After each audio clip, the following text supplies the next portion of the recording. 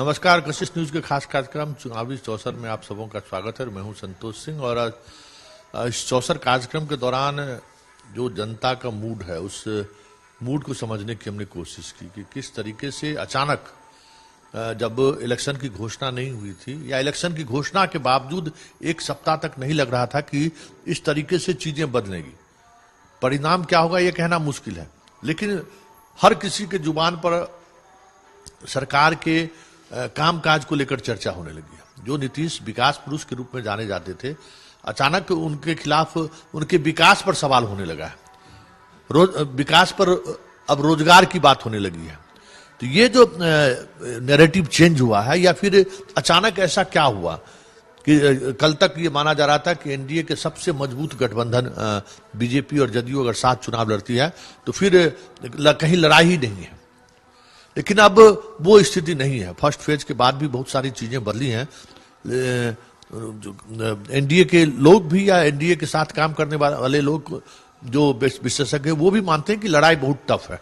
हमारे साथ इस पर बात करने के लिए फुलेंद्र कुमार सिंह आंसू जी हैं, पॉलिटिकल विशेषज्ञ हैं, इन चीजों को समझते हैं। ये अचानक चुनाव से पहले भी आपसे बात हुई थी, ऐसा कुछ नहीं लग रहा था कि भाई सब कुछ समान है, 2015 की तरह 2010 की तरह ही चुनाव होगा, कोई खास उत्साह नहीं दिख रहा था। लेकिन अब अचानक ऐसा देखिए कि वोटिंग परसेंटेज, मतलब कोरोना काल में वोटिंग परसेंटेज बढ़ रहा है, लोग घर से निकल रहे हैं, लग रहा है जैसे एग्रेसिव वोटिंग हो रहा है। ये अचानक मतलब 10-15 दिनों के अंदर में ऐसा क्या हुआ कि सारी चीजें बदलने लगी है? नहीं, अचानक कुछ नहीं हुआ। पिछली बार भी मैंने आपसे कहा था कि राजद के साथ कांग्रेस और कम्युनिस्ट पार्टियां अगर रहेगी तो लड़ाई बराबर का हो जाएगा। तो पहली लड़ाई इन लोगों ने जीत ली कि कंपटीशन बहुत अच्छा बना लिया, तो वो तो सामाजिक समीकरण एक तरह से जातीय समीकरण होती है, वो तो एकजुटता हो गई। अब उसको वोटिंग प्लेटफॉर्म पर हम कैसे लावें, इसकी स्ट्रेटजी बनाते हैं राजनीतिक पार्टी के लोग। तो अब कोई महान आदमी है स्ट्रेटजिस्ट, तो स्ट्रेटजी क्या बनी? नीतीश जी के हम समर्थक हैं, विकास के समर्थक हैं और इंजीनियर होने के नाते विकास को समझते भी हैं। रोड कैसे बनता है, बिजली कैसे आती है, स्कूल की बिल्डिंग कैसे नहीं मिल गई, अस्पताल की बिल्डिंग कैसे नहीं मिल गई, जैसा भी सही मास्टर जैसा मिल गया, इस छात्राएं आने लगी स्कूल में। लेकिन कुछ चीजें ऐसी हुई जो नीतीश के समझ के बाहर हो गया या पकड़ से बाहर हो गया, या 15 साल का सत्ता का एहसास जो है, तो अगर कान में किसी ने ये बात डाला भी होगा कि भाई ये प्रॉब्लम हो रहा है, तो खुद के कॉन्फिडेंस ने उन चीजों को साइड कर दिया होगा। आप जानते हैं कि जो हमारे यहाँ के प्रवासी नहीं, नीतीश जी तो प्रवासी मजदूर नहीं कहते, हम भी नहीं कहेंगे, हमारे यहाँ के जो लोग बाहर काम करते हैं बिहार से, जब यहाँ से जाते हैं तो बड़े मजे में वहाँ जाते हैं और काम भी उनको बड़े मजे का मिलता है। रहना सहना उनका बिलो स्टैंडर्ड ही होता है कि घर एक कमरे का 10 फीट बाई 10 फीट का घर है तो 20 आदमी रह रहे हैं, उतनी तकलीफ है 8 घंटा 7 घंटे का। बाकी जो समय है 16 घंटा, वो पान पराग खाना चाहेंगे तो गांव में हो सकता है कि पान पराग उनको नहीं मिले, वो आइसक्रीम खाना चाहेंगे तो हो सकता है कि पैसा गांव में नहीं हो कि आइसक्रीम खाए, लेकिन जो मर्जी आया पैसा कमाए, खूब खाए और खूब पैसा घर भी लाए। जब वो गए थे या जाते हैं उस समय उनको उनकी समझ ये नहीं थी कि चूंकि बिहार में इस तरह के रोजगार की व्यवस्था नहीं है इसलिए हमको जाना पड़ रहा है। लेकिन जब कोरोना का प्रभाव हुआ और जब भारत सरकार के प्रधानमंत्री माननीय मोदी जी की तरफ हुआ कि साहब किराया नहीं लो, खाना खिलाओ, मकान मालिक थोड़ा दया करो, तो एक आध महीना के बाद वो सब दया वया समाप्त हो गई थी। धक्का मार के मकान मालिक ऐसे लोगों को रोड पर निकालने लगे। मेरे आंख का देखा हुआ दिल्ली का है, केजरीवाल सरकार खाने की व्यवस्था की थी, 10 बजे से खाने का लाइन लगता था और बांटना शुरू होता था, तो 4 बजे तक खाना लेने के लिए लोग आते थे। अपने औरतें आती थी बच्चों को अपने ऊपर लेके। आप सोचिए कि उस औरत का दर्द क्या होगा जो 10 बजे से लेके 4 बजे तक वो लाइन में है, 2 किलोमीटर की लंबी लाइन में है। क्या दर्द होगा। यूपी सरकार लीड लिया, कोटा से बस लगा दिया। आपने कह दिया कि कोटा में आप रहिए। आप ये आकलन नहीं किए कि आपके जो छात्र हैं, जो तकलीफ में हैं, जिसके हॉस्टल खाली हो गए हैं, खाने का दिक्कत हो गया है, वो आपके प्रति क्या रुख अपनाएगा। आप आकलन नहीं किए। फिर जब योगी सरकार यूपी में बस से ट्रक से ढोने लगा, तो कांग्रेस ने भी आपसे आवेदन दिया और राजद ने भी आवेदन दिया कि हम बस लगाते हैं, आपके पास नई व्यवस्था है तो हम वहाँ बिहारी भाइयों को लाते हैं। आपने कहा कि जरूरत नहीं है, ये प्रोटोकॉल के खिलाफ है और हम प्रोटोकॉल तोड़ के नहीं लाएंगे, बिहारी भाई दिल्ली में ही रहिए। और दिल्ली में किस कष्ट में वो रह रहे थे आप पटना से नहीं देखे। हम 3 महीना क्वारंटाइन में वहाँ फंसे हुए थे। 1 मार्च को हम दिल्ली गए थे और 6 मई को वहां से आए। किस तकलीफ पे वो थे। गाजियाबाद में लाठी खा रहे थे। जहां से मौका मिले कि ट्रेन खुलने वाली है वहां चले जाते थे और तब पैदल चलने के लिए मजबूर हो गए। आप फिर भी नहीं चेते। अब ये इतने संवेदनहीनता नीतीश जी के लिए, मेरे बड़े करीबी रहे हैं उस छात्र आंदोलन के जमाने में, इतना संवेदनहीन हो जाएंगे वो खुद। बाकी लोगों के विषय में मैं नहीं कहूंगा, बाकी लोगों को सत्ता का एरोगेंस था, सब ठीक हो जाएगा। नीतीश जी को भी रहा होगा कि साहब बाढ़ के समय में हम ठीक ठाक कर लेते हैं, अपनी तकलीफों को दूर करते हैं, जनता भूल जाती है। तो नीतीश जी को यह आकलन करना चाहिए था कि 6 महीने के अंदर में चुनाव है और ये तकलीफ कोई भूलेगा नहीं। तो हम शुरू किए थे इस बात से कि ये 32 लाख लोग जो आए वापस 1-1.5 महीने में, वो 32 लाख जब गए थे तो उनको ये पता नहीं था कि हमारे रोजगार की व्यवस्था सरकार को करनी है। जब लौट के आए तो उनकी तकलीफ ये हो गई कि अगर हमारे रोजगार की व्यवस्था सरकार बिहार में कर ली होती तो हमको इतना कष्ट नहीं झेलना पड़ता। जब उसको कष्ट हुआ, ये रोजगार के सवाल को इतना क्लिक कर दिया। इसलिए अचानक नहीं हुआ, ये अचानक नहीं हुआ। इसकी तो भूमिका बनी जब इनका गठबंधन ठीक ठाक हो गया। और जब गठबंधन ठीक ठाक हो गया तो रोजगार का सवाल, अभी आप देखते होंगे कि तेजस्वी इस रोजगार के सवाल से बाएं दाएं नहीं जाते हैं। वो चीन से युद्ध करने की बात पर नहीं जाते हैं, वो पाकिस्तान से युद्ध करने की बात पर नहीं जाते हैं, वो जेबे नहीं करेंगे। रोजगार रोजगार रोजगार। तो ये तो एस्पिरेशनल हो गया। मजदूर प्रवासी जो लोग यहाँ से बाहर कमाने जाते हैं, प्रवासी में फिर बोल गया, ये उनके लिए हो गया। लेकिन जो मैट्रिक पास, इंटर पास और बीए पास लोग हैं, उसने भरोसा कर लिया है कि 10 लाख लोगों को नौकरी देंगे, तो वो भी इनके साथ हो गया। ये जो मतलब आक्रोश दिख रहा है, ये सारे ऐसे ही लोग हैं। बिल्कुल, ये सारे ऐसे ही लोग हैं, उनके परिवार के लोग हैं। जो तकलीफ वही सिर्फ जो दिल्ली में थे या पंजाब में थे या हरियाणा थे, बम्बई थे, कहीं भी थे, वो आए तो वो परिवार उनका दुखी होता था ना। उसकी जमात सोच लीजिए ना, 32 लाख को 5 से गुना कर दीजिए, कितनी बड़ी आबादी हो गई। एक परिवार में 5 आदमी। फर्स्ट फेज का इलेक्शन हो गया है, अब नेक्स्ट फेज का आने वाला है, इस इलाके में होना है। मतलब आपको भी ये लग रहा है कि ये जो 32 लाख मजदूर का जो प्रभाव है, वो नीतीश के उस सारे मॉडल को ध्वस्त कर दिया और ये कहीं उन पर भारी न पड़ जाए? नहीं, विकास जो उन्होंने किया ये तो कोई भुला नहीं सकता है। मैं श्री बाबू के जमाने की बात नहीं जानता, लेकिन नीतीश कुमार ने जितना काम किया है हर क्षेत्र में। लेकिन मेरा अपना निजी अनुभव है कि हम एक भाई को चुनाव लड़वा रहे थे, तो चुनाव के 1 महीना पहले एक रोड बनवा रहे थे, वो स्कीम था, और एक लड़का उसको तोड़ रहा था। हम उसको डांट दिए, वो उसके घर का 16 गो वोट इसके खिलाफ चला गया। तो चुनाव के पहले जो आप कर दिए कि उसको कह दिए कि वहीं रहिए, कोटा वाले कोटे में रहिए, वो 6 महीना बाद चुनाव होता तो ये स्थिति नहीं होती। अभी तो यही बात हो रही है। नारा चल गया कि रोजगार चाहिए, बदलाव चाहिए, और अब साफ साफ लोग कहने लगा कि नीतीश नहीं चाहिए। चलिए, नीतीश नहीं चाहिए, ये स्वाभाविक तौर पे इलेक्शन से पहले इस तरह का माहौल नहीं दिख रहा था, लेकिन जैसे जैसे इलेक्शन प्रमाण पे चल रहा है, अब ये सवाल, अब कह सकते हैं कि प्रमुखता के साथ हम मोदी के साथ हैं, लेकिन नीतीश के साथ नहीं है।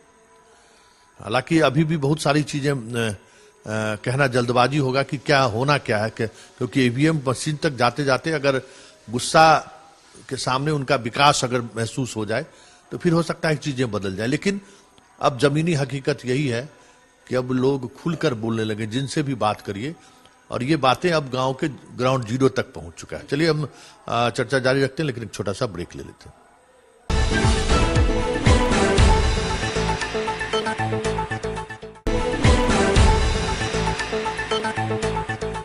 ब्रेक के बाद एक बार फिर से स्वागत है। हम बात चुनावी चौसर में नीतीश को लेकर जो आक्रोश है, ये आक्रोश का तत्कालिक कारण कोरोना के बाद जो बिहार में मजदूरों को लेकर या फिर छात्रों को लेकर जो उनकी प्रतिक्रिया रही, वो तत्कालिक कारण है या फिर कोई और भी वजह है? हम इससे पहले ब्रेक में जाने से पहले हमने फुलेंद्र जी से ये चीजें समझने की कोशिश की, आखिर वजह क्या रहा। ब्रेक के बाद हमारे साथ कुमार शुभमूर्ति हैं, और ये सारे 74 आंदोलन के करीके हैं, और हमें बिहार की राजनीति की बात करें तो फिलहाल 74 आंदोलन वाले का ही दबदबा है, चाहे वो नीतीश हो, सुशील मोदी हो या लालू प्रसाद यादव। रामविलास पासवान अब इस दुनिया में नहीं रहे, और इस चुनाव के बाद ये भी तय होगा कि 74 आंदोलन के लोग अब सक्रिय राजनीति में रहते हैं या फिर बिहार में नेतृत्व परिवर्तन होता है। सुब्रत जी, नीतीश जी के खिलाफ जो आक्रोश दिख रहा है, जो चुनाव की घोषणा से पहले इस तरह की चीजें नहीं दिख रही थी, लोग सामान्य लग रहा था कि भाई एनडीए की सरकार बनेगी, एनडीए के साथ लोग हैं। बीजेपी भी ये मान रही थी कि बगैर नीतीश हम चुनाव नहीं जीत सकते हैं बिहार में, नीतीश की इतनी लोकप्रियता है। लेकिन जैसे जैसे चुनाव आगे बढ़ा, एक सप्ताह के बाद चीजें बदलने लगी, जो नीतीश के विकास मॉडल को लेकर सवाल खड़े होने लगे। कई जगह ये सवाल खड़ी हुई, लंबी उम्र की महिलाएं बोल रही हैं कि विकास, ये सड़क और ये बिजली और ये पंखा तभी उपयोगी होगा ना जब हमारे पेट में अनाज रहेगा, पॉकेट में पैसा रहेगा। एक लड़की बोली कि मोबाइल चार्ज कराने के लिए हमारे पास पैसा रहे तब तो हम बिजली का उपयोग करेंगे। मतलब उस चीज तर्क को भी जस्टिफाई कर रहे हैं कि हम नीतीश को क्यों नहीं वोट दे रहे हैं, या नीतीश को लेकर मेरी नाराजगी क्यों है। आपको क्या लगता है कि ये सिर्फ तत्कालिक कोरोना की वजह से जो चीजें उपजी हैं उसके वजह से है, या फिर ये चीजें काफी दिनों से चल रही थी? मेरी नज़र में नीतीश जी के प्रति एक निराशा का भाव, शिक्षा की व्यवस्था के साथ जो इनका व्यवहार रहा, शिक्षक नहीं है स्कूल में, स्कूल का रंग रोगन हो गया, लेकिन एक स्थायी हो गया, एक कॉन्ट्रैक्ट पे हो गए, एक ऐसे ही गेस्ट लेक्चरर जैसे हो गए। तो ये लोगों को लगने लगा कि ये उपेक्षित सेक्टर है शिक्षा का, जो बहुत महत्वपूर्ण है, और इस उपेक्षा में नीतीश जी भी शामिल हैं। तो मन में एक आक्रोश था दबा हुआ। कोरोना के समय जो पैदल बिहारी मजदूर आने लगे, उसके प्रति जो इनका कुछ वक्तव्य आया वो बहुत ज़्यादा इनसेंसिटिव था, और यहाँ हम अंदर आने नहीं देंगे वगैरह वगैरह शुरू में था। और बसों की व्यवस्था की जाए, ट्रेन की व्यवस्था की जाए, तो उससे भी इन्होंने अपनी तरफ से भी ड्रॉ ही किया कि नहीं, मैं तो नहीं करूँगा, जिसको करना है करे। तो मैं समझता हूँ कि सबका एक दबा आक्रोश था लोगों के मन में, क्षुब्ध तो थे ही लोग।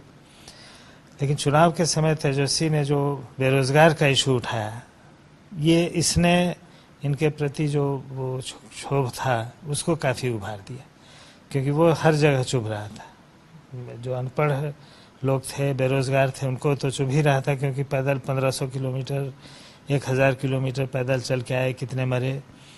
तो वो चीज़ उभर के सामने आ गई। या जो पढ़े लिखे बेरोजगार थे, परीक्षा में जिस तरह से फॉर्म भर लिया लेकिन एग्ज़ाम का पता नहीं, एग्ज़ाम दे दिया, रिजल्ट का पता नहीं, ये सब जो दुरावस्था रही, तो बेरोजगारी के मुद्दे ने नीतीश के प्रति आक्रोश को उछाला। तो ये हम इसको जोड़ के देखते हैं, मैंने बिल्कुल ये तात्कालिक चीज़ नहीं है, पहले से छिपी हुई दबी हुई थी, और इसको एक मौका मिला उभरने का।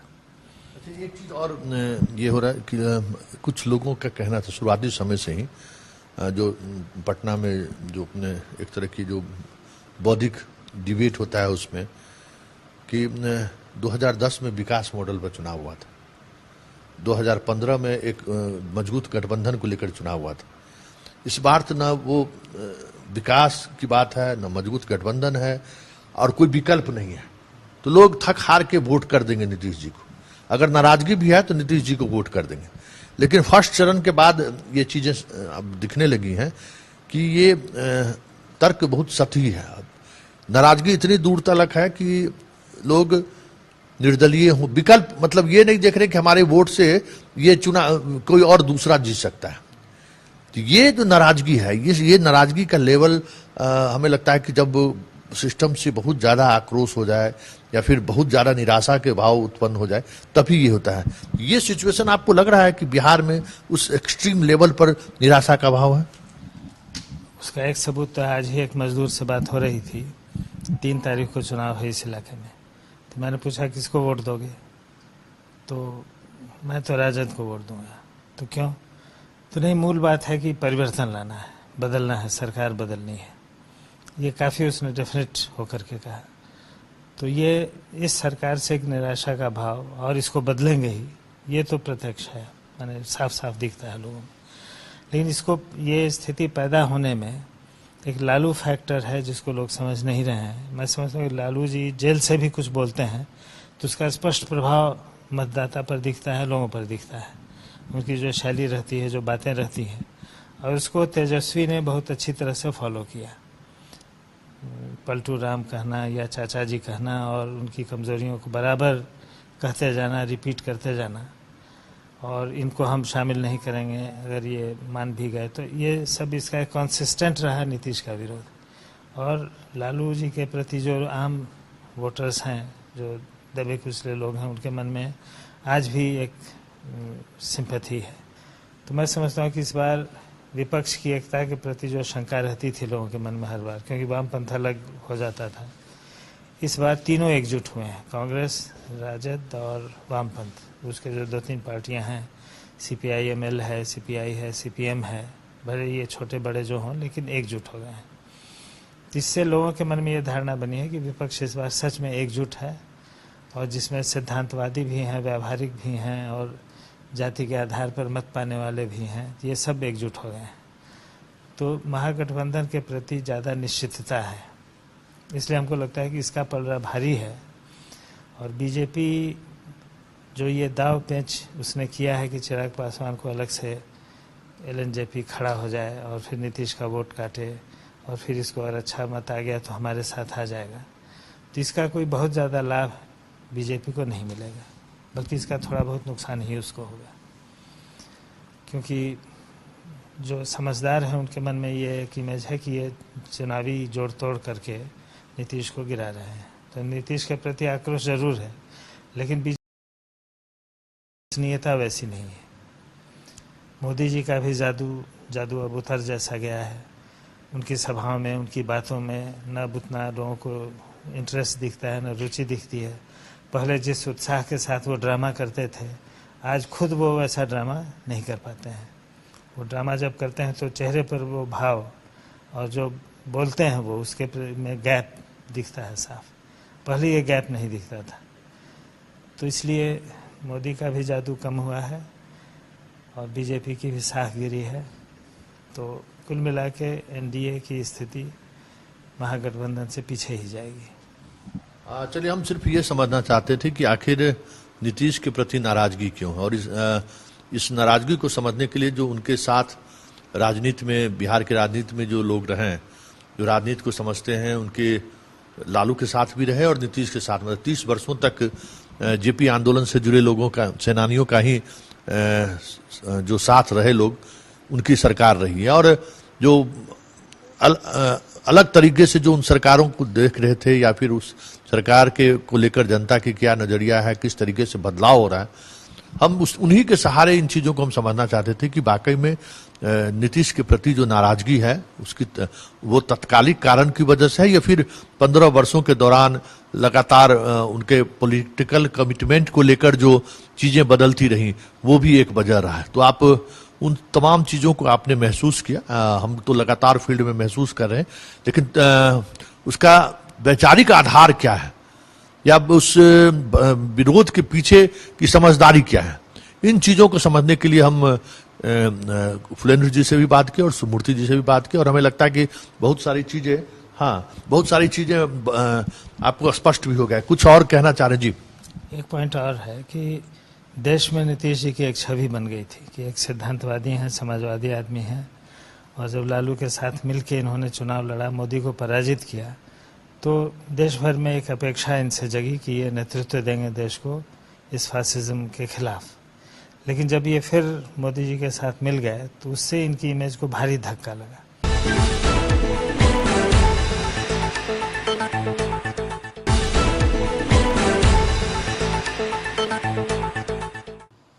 ब्रेक के बाद एक बार फिर से स्वागत है। हम नीतीश को लेकर नाराजगी क्यों है ये समझना चाहते थे। हम खुद लगातार मतलब फर्स्ट फेज से लेकर दूसरे फेज की तरफ हम बढ़े हैं। ये धीरे धीरे चीजें और मजबूती से दिखने महसूस होने लगा है कि नीतीश के खिलाफ नाराजगी है।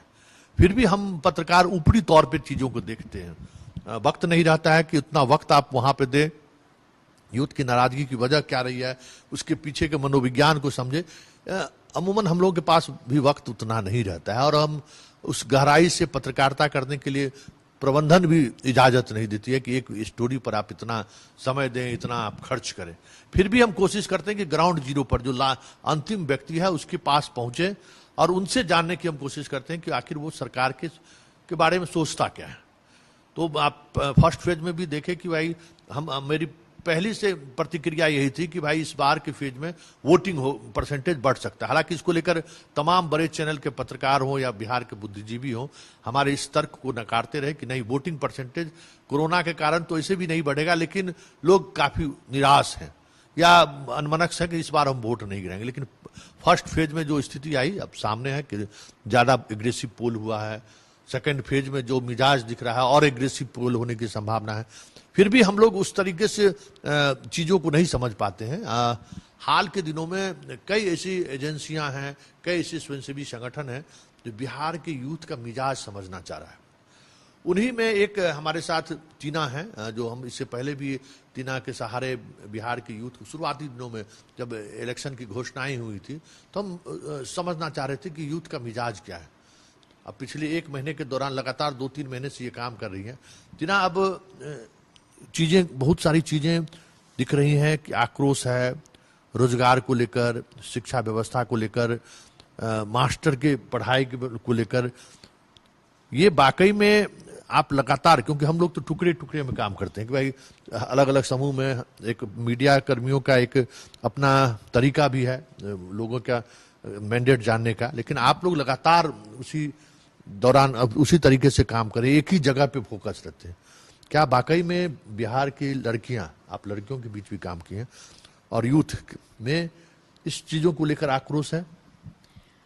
जी बिल्कुल। जहाँ तक मैंने देखा है कि पिछले एक महीने से मैं ऑलमोस्ट रोज ही मैं जा रही हूँ फील्ड में, और युवाओं से, खासकर युवाओं से बात करने की हम लोग कोशिश कर रहे हैं कि वो लोग क्या सोचते हैं इस पूरे इलेक्शन के बारे में या फिर आज अभी की राजनीति के बारे में।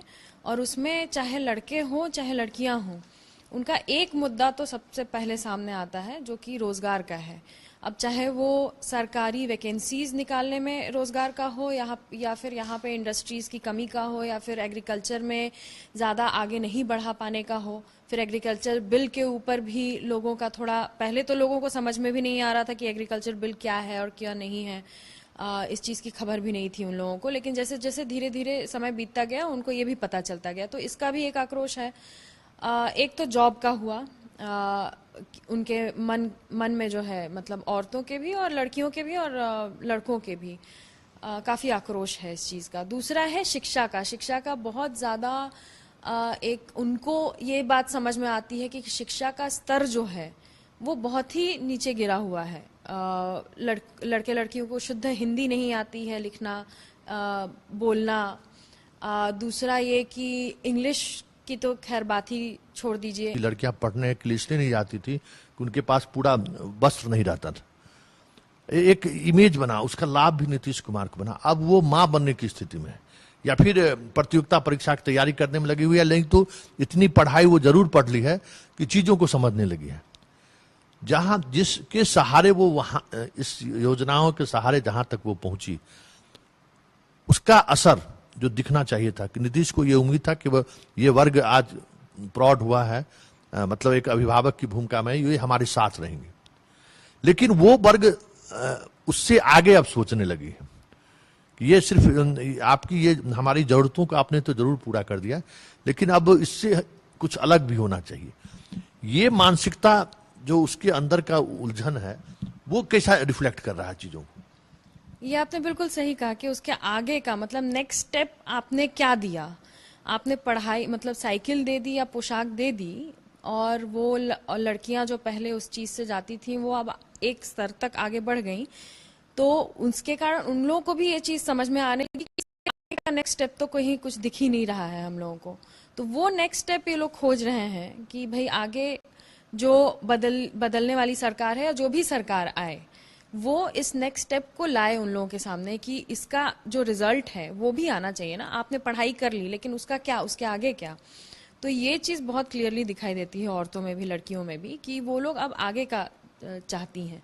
उन लोगों को पढ़ाई हो गई है, उन लोगों ने मेहनत करके साइकिल से स्कूल जाना शुरू कर दिया, वो भी कंप्लीट कर लिया। आप स्कूल जाने की व्यवस्था किए, साइकिल दिए, पोशाक दिए, फिर फर्स्ट डिवीजन आया तो आपको स्कॉलरशिप दिए, ग्रेजुएशन आए तो पूरी पढ़ाई में खर्च हम आपको दे रहे हैं। इन तमाम चीजों के जब आप पढ़ाई पूरा कर लिए सरकार की मदद से, फिर उनको ये लग रहा है कि भाई ये तो मतलब बीच रास्ते में जाके छोड़ने वाली बात हुई, ऐसा लग रहा है क्या? बिल्कुल, उन लोगों को ये भी लग रहा है। और उसमें जैसे आपने कहा कि भाई पढ़ाई में भी मदद कर दी, अगर ग्रेजुएशन करना है तो उसके लिए भी शायद कुछ फ्री व्यवस्था है, तो वो भी बहुत सारी लड़कियों तक वो पहुंचा भी नहीं है। खासकर आप अगर दलितों में जाइएगा, एससी कैटेगरीज में जाइएगा तो उसमें तो बिल्कुल ही बहुत ही नगण्य तौर पे पहुंचा हुआ है ये सारी व्यवस्थाएं जो हैं। तो ये चीज तो साफ दिखाई देती है आज की महिलाओं में कि वो लोग आगे का चाहती हैं, नेक्स्ट स्टेप। वो जो आपने कहा ना कि बीच में मछधार में आके आपने छोड़ दिया, अब आगे क्या? तो संकट यही है। हाँ बिल्कुल बिल्कुल, ये संकट तो यही है कि भाई, और ये वही वर्ग है जो साइकिल पोशाक के सहारे ग्रेजुएशन तक पहुंचा और अब नीतीश जी से रोजगार मांग रहा है। हाँ बिल्कुल बिल्कुल। होता है ना कि आपने तैरना तो सिखा, उसके बाद पार कैसे लगे ये नहीं सिखा पाए, तो कितनी दूर तक हाँ बिल्कुल। तो ये है। उसके अलावा फिर ये भी लगता है कि भाई उन लोगों को आगे जाकर के रास्ता दिखाई नहीं दे रहा है अब, लड़कियों को खासकर, क्योंकि उनके ऊपर सिर्फ पढ़ाई का प्रेशर नहीं है, समाज का भी प्रेशर है कि भाई आपको हमने आगे बाहर जाने दिया, परफॉर्म करने दिया एक हद तक। मतलब जिस दबाव आप क्वालिटी एजुकेशन दिए, मतलब एक क्वालिटी एजुकेशन जो होना चाहिए, गुणवत्ता वाली जो पढ़ाई होनी चाहिए, वो अब उन्हें समझ में आ रहा है कि भाई हम तो पढ़ लिए, लेकिन गुणवत्ता वाली पढ़ाई अगर पढ़े रहते तो आज हम कहीं न कहीं किसी न किसी जगह पे रहते। ये चीजें यूथ के अंदर देखने को मिल रही है। बिल्कुल, गुणवत्ता वाली जो क्वालिटी ऑफ एजुकेशन जो है वो नहीं दे पाए, ये चीज देखने को मिल रही है। आपने लड़कियों को ये तो बता दिया कि भाई पुलिस में और मिलिट्री में आप जा सकती हैं और उसके लिए भी तैयारी कर सकती हैं, लेकिन उसके लिए जो तैयारी करने के लिए जो सुविधाएं देनी चाहिए, जैसे आपने साइकिल दी थी तो उसके साथ इस तरह की भी कोई कुछ सुविधाएं देते आप, वो चीजें आपने नहीं दी। वो सुरक्षा आपने नहीं दी, सुरक्षा भी आपने प्रदान नहीं की। जैसे अब लड़कियां जा रही हैं, मान लीजिए सुबह सुबह एक्सरसाइज करने जा रही हैं या इस तरह का, तो लड़के टीज कर रहे हैं रास्ते में, तो फिर समाज की तरफ से, उनकी परिवार की तरफ से एक बाधा आ रही है कि भाई अब तुम बाहर जाओगी तो ये ठीक नहीं है, लड़के इस तरह से करते हैं। तो समाज में आपने सुरक्षा भी प्रदान नहीं की, समाज ने भी सुरक्षा वो प्रदान नहीं की, तो हर तरफ से स्ट्रगल करना पड़ रहा है लड़कियों को, तो वो चिढ़ जो है वो दिखाई देती है। इसका असर वोट पे पड़ेगा? वो कहना तो थोड़ा मुश्किल है, लेकिन जहां तक मुझे लगता है उसका असर पड़ेगा। बगावत कहें या फिर यूथ का आक्रोश कहें, लेकिन ये बगावत और आक्रोश उनके खिलाफ वोट में परिणत हो जाए, ये कहना जल्दबाजी होगा। वो 10 तारीख को ही पता चलेगा कि आखिर वो आक्रोश और बगावत को ईवीएम तक पहुंचकर उन्होंने अपने उसी मनोभाव को दर्शा दिया है, ये समझना थोड़ा मुश्किल है, क्योंकि वोट के दौरान बहुत सारी चीजें बदलती रहती हैं, स्थानीय कारण भी होता है, फिर कुछ ऐसी बातें हो गई जिसका भी प्रभाव पड़ता है, तो इन सब चीजों का असर वोट पड़ता है। लेकिन फिलहाल ये इन चीजों को समझने की जरूरत है कि आप जिस सामाजिक बदलाव के सहारे सियासत करने की कोशिश की, उसमें एक हद तक ठहराव आ गया है। आप शराबबंदी को लेकर आंदोलन किया, आप बाल विवाह को लेकर आंदोलन, सरकार की तरफ से आपने इनिशिएटिव लेना शुरू किया, वो सारी चीजें चलती रही। लेकिन एक समय ऐसा आया जब उसमें सरकार, अगर आप सामाजिक सरोकार से जुड़े हुए मुद्दों को लेकर आप आगे बढ़ रहे हैं, तो इसमें सामाजिक सहभागिता कैसे हो, इसकी जो कोशिश होनी चाहिए, वो कोशिश इस लाल फीतेशाही में कहीं न कहीं वो दब कर रह गई। और आज जो चिंगारी उठ रही है, उस चिंगारी के पीछे वजह यही है। चलिए, इस खास कार्यक्रम चुनावी चौसर को यहीं समाप्त करते हैं। फिर किसी नए मुद्दों और नए मेहमानों के साथ इसी तरीके से हम आपको मुलाकात कराते रहेंगे, लेकिन फिलहाल मुझे इजाजत दीजिए। नमस्कार।